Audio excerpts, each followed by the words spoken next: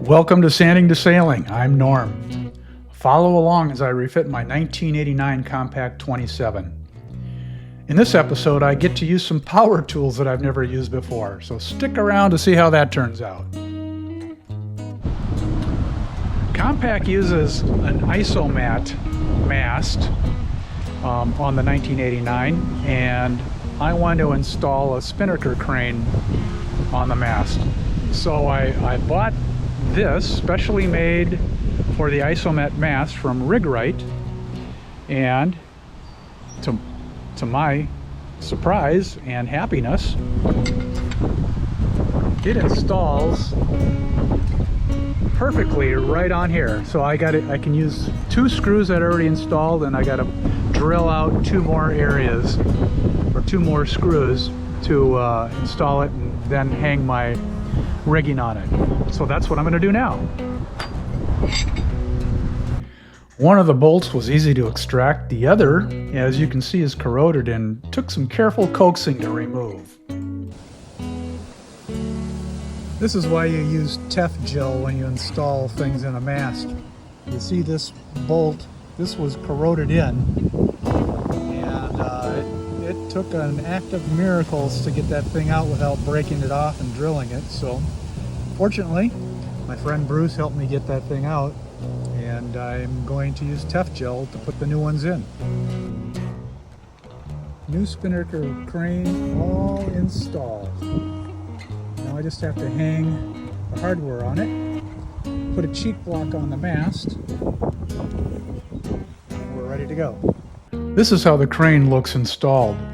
Rig-Rite provides all the necessary hardware to install the crane. And yes, I applied Tef gel to all the bolts. So I opted not to install a cheek block on the mast. When I experimented with it, I learned that the line going through the cheek block actually pulled the spinnaker block backward towards the mast. I didn't like that. I want that block to be as far forward as possible so it doesn't foul the roller furling.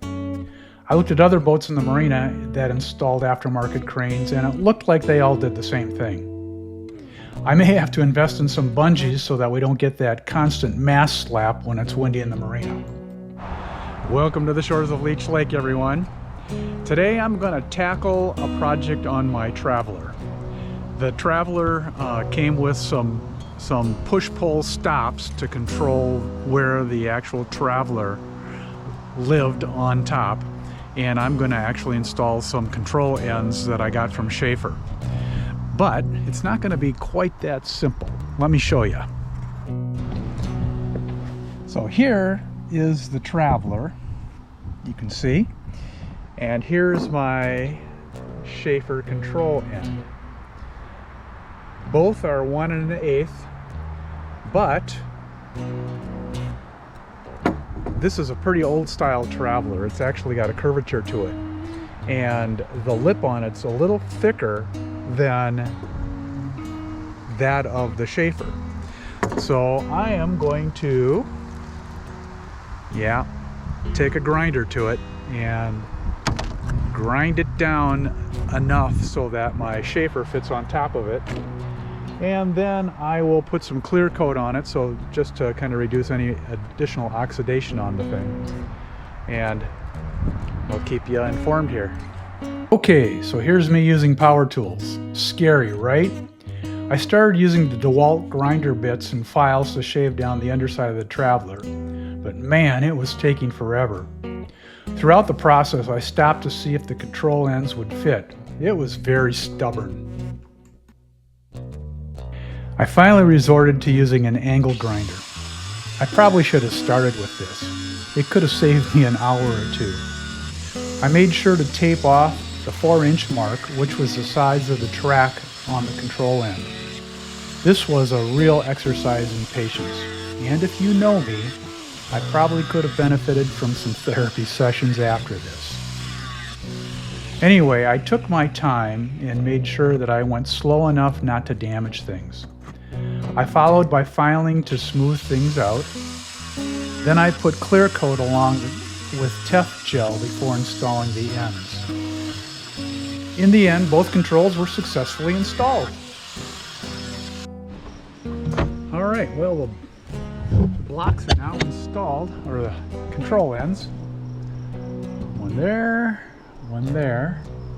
And now I'm going to rig a traveler line. And the intent is to do a continuous one that I can run back at the helm.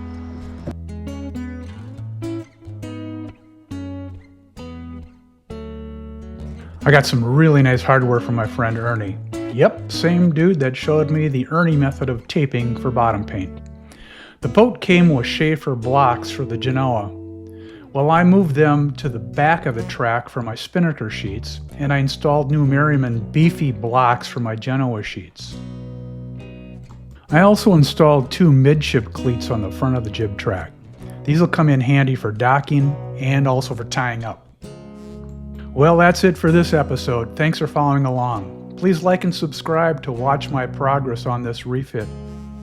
I'm getting closer to launch. Stay tuned. I'll see you in the yard.